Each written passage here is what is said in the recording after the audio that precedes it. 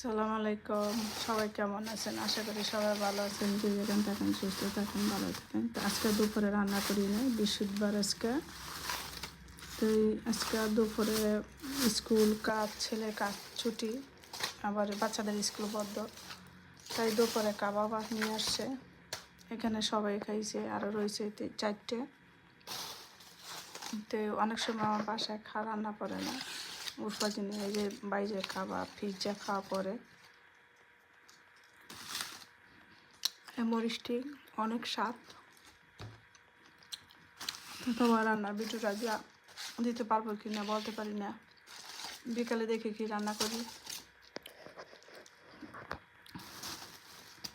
দুপুরে তো এটি দিয়ে চলে গেল, আরও কাবাব রয়ে গেছে।